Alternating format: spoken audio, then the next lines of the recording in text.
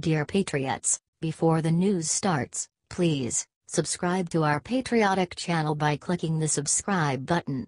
Give us a thumbs up to this video.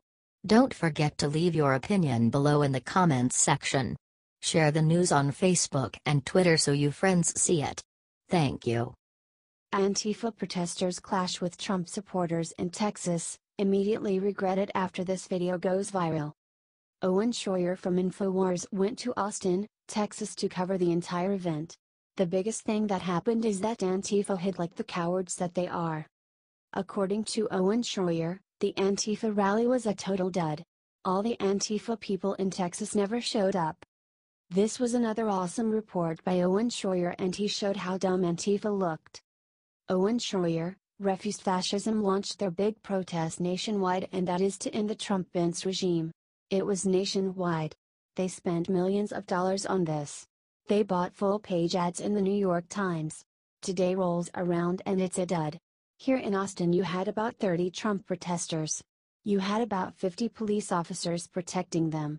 And then you had about 200 or more Trump supporters out here, waving flags, American flags, Gadsden flags, talking to one another, having a good time, singing the National Anthem, while standing. Share this if you are glad that these Texans stood up and slapped down these Antifa idiots. This is why you don't mess with Texans.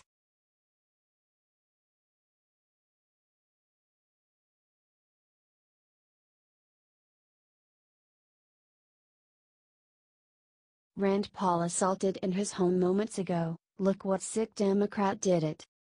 Senator Rand Paul was assaulted at his home in Bowling Green, Kentucky by a neighbor while he was mowing his lawn on Friday. The assailant has been arrested and identified as Rene Boucher. Rene the assailant was arrested and charged with 1 count of 4th-degree assault. He caused minor injury according to local law enforcement officials. The senator was mowing his lawn at around 3 p.m. when Boucher assaulted him. The neighbor also confirmed that the two have been in an ongoing feud. Warren County Jail. Senator Paul was blindsided and the victim of an assault, Kelsey Cooper, a spokeswoman for Paul, said in a statement to TheHill.com. The assailant was arrested and it is now a matter for the police. Senator Paul is fine. Voting records indicate that the Kentucky State Board of Election list is a Democrat, according to the Daily Caller. No surprise there. Democrats are violent. Boucher's Facebook was found containing many anti-Trump posts. He shared a report about Republican congressman body slamming.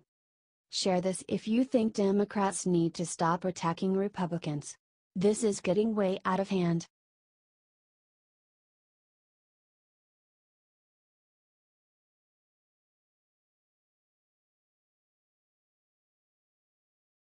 Right before leaving Hawaii for Asia, Trump did one thing that has Obama seething with rage.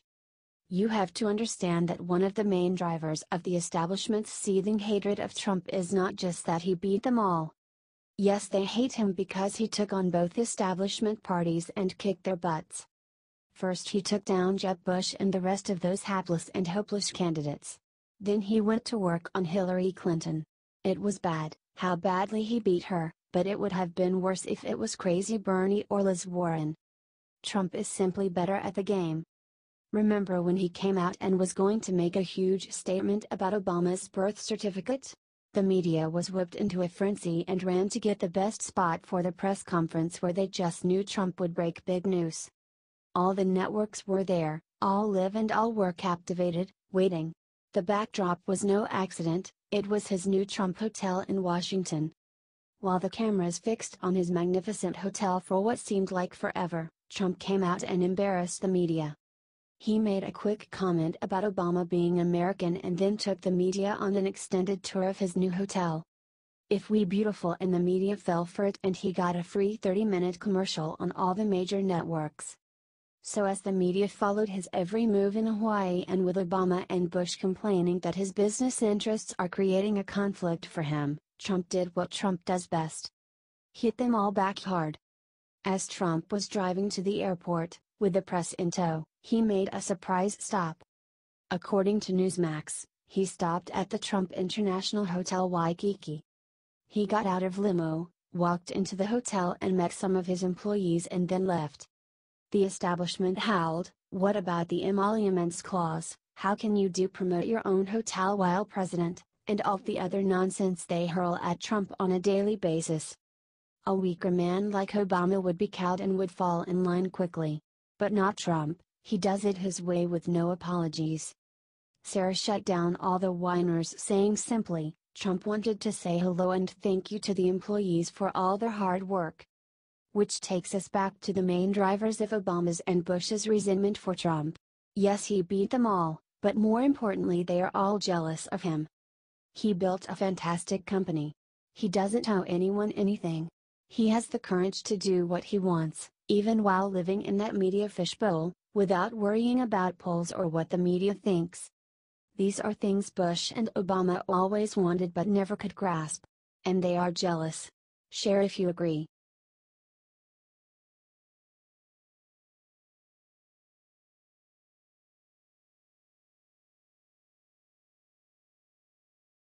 President Trump overrules advisors, fires shot that will echo throughout history.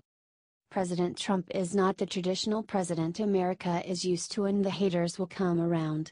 All they have to do is open their minds and give him a chance. Easier said than done with the liberal left in America who preys on closed minds for votes and graft, but eventually all things pass and the Democratic stranglehold over their voters will end. If not, they will join the Bush family in the dustbin of history. President Trump is setting the tone for a new kind of American president, one who tells it straight, no matter how politically incorrect, who is not afraid to use America's considerable leverage throughout the world to finally get America better deals, and one who embraces the military. From saving money on military contracts, to trade deals that finally are fair, to supporting our troops, Trump is delivering. All we want is a fair deal so we can quietly outcompete the rest of the world. As we have been doing for so long. But Trump alone among our past leaders really understands how to use America's big stick, and he just overruled his advisors and fired the shot heard loud and clear by every other military in the world. And one so powerful it will echo throughout history. Like other great lines of past presidents. Speaking in front of our frontline troops at Troops Yokoden Air Base in Japan, Trump said, "You are the greatest hope for people who desire to live in freedom, and you are the greatest threat to tyrants and dictators who seek to prey on the innocent. History has proven over and over that the road of the tyrant is a steady march towards poverty, suffering, and servitude. But the path of strong nations and free peoples, certain of their values and confident in their futures, is a proven path to prosperity and peace. We dominate the sky, we dominate the sea, we dominate the land and space." Let's repeat this line because it will go down as one of the great lines in history of presidential speeches and is guaranteed to echo throughout history.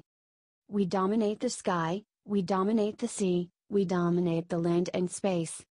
Share if you agree.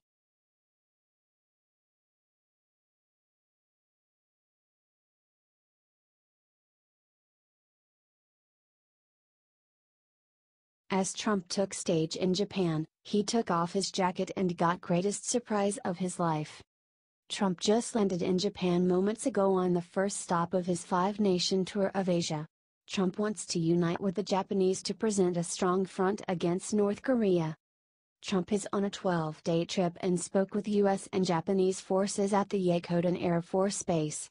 Right as he walked on the stage, Trump got an amazing surprise. You can watch the moment below at the 33rd minute. The U.S. forces there gave Trump a bomber jacket. It looks so nice. Trump is facing down fire and fury. He is on the front lines and the media is attacking him from behind.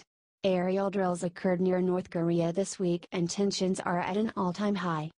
Trump in his brand new fly jacket. He looks good. Share this if you are praying for our president. Let's show him how much support there still is out here, y'all. We cannot quit fighting just yet.